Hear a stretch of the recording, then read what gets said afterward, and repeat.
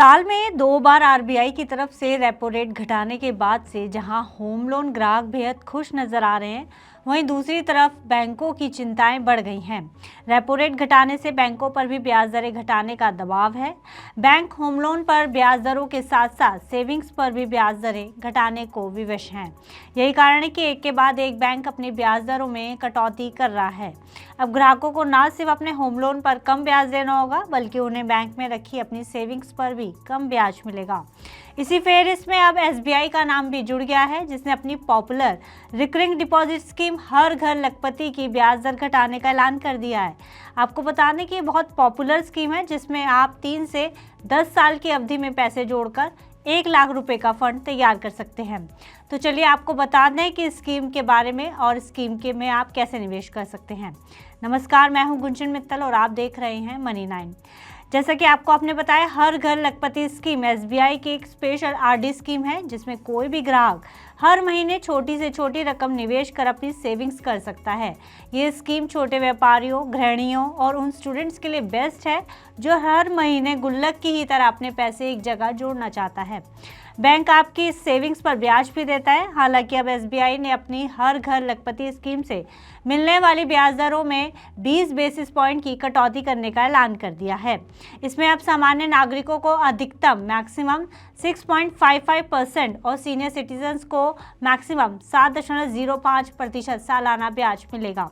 इसका मतलब साफ है कि अब ग्राहकों को इस स्कीम में निवेश करने पर पहले के मुकाबले कम ब्याज मिलेगा। इसलिए हर ग्राहक को 1 लाख का फंड तैयार करने के लिए अब थोड़ा ज़्यादा पैसा निवेश करना होगा। ये स्कीम कैसे काम करती है, आपको यही बता देते हैं। एसबीआई की इस आरडी स्कीम में कस्टमर 3 से 10 साल की अवधि तक अपने पैसे निवेश कर सकते हैं। कस्टमर्स की सुविधा के हिसाब से इस निवेश की किस्त निर्धारित की जाती है और मैच्योरिटी के समय आपको 1 लाख रुपए मिलते हैं। अगर आप 10 साल का टेन्योर चुनते हैं तो आपको इसमें कम से कम 610 रुपये महीना निवेश करना होगा। वहीं सीनियर सिटीजन्स को 600 रुपये निवेश करना होगा। अगर आप इस स्कीम के जरिए 3 साल में 1 लाख रुपए जमा करना चाहते हैं तो आपको 2,510 रुपये हर महीने जमा करने होंगे। वहीं सीनियर सिटीजन्स को 2500 रुपये जमा करने होंगे। 4 साल के लिए 1820 रुपये, 5 साल के लिए 1420 रुपये, 6 साल के लिए आपको 1150 रुपये, 7 साल के लिए 960 रुपये, 8 साल के लिए 810 रुपये, 9 साल के लिए आपको 700 रुपये महीना और 10 साल के लिए आपको, जैसे कि पहले ही बताया, 610 रुपये महीना जमा करने होंगे। ये कैलकुलेशन इस स्कीम पर मिलने वाले ब्याज के आधार पर हमने आपको बताई है। ब्याज दर घटने या बढ़ने से ये रकम घट या बढ़ भी सकती है। अब आपको बता दें कि देश का कोई भी नागरिक इस स्कीम में पैसे निवेश कर सकता है।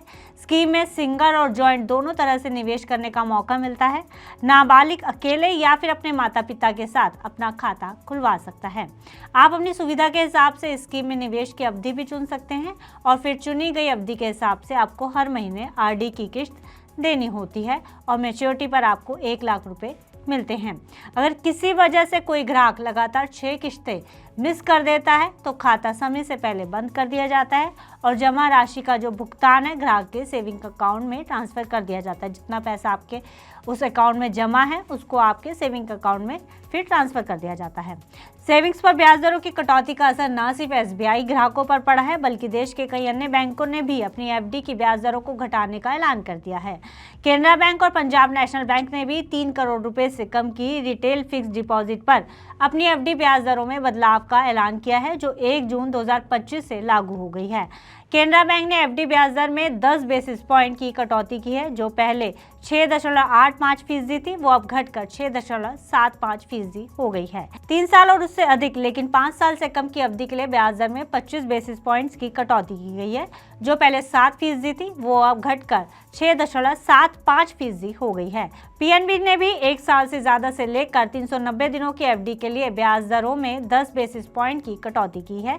वहीं 1204 दिनों की अवधि के लिए पंजाब नेशनल बैंक ने एफडी ब्याज दर में 25 बेसिस पॉइंट की बढ़ोतरी का ऐलान किया है। जो पहले 6.15% थी, उसे बढ़ाकर 6.4% कर दिया गया है।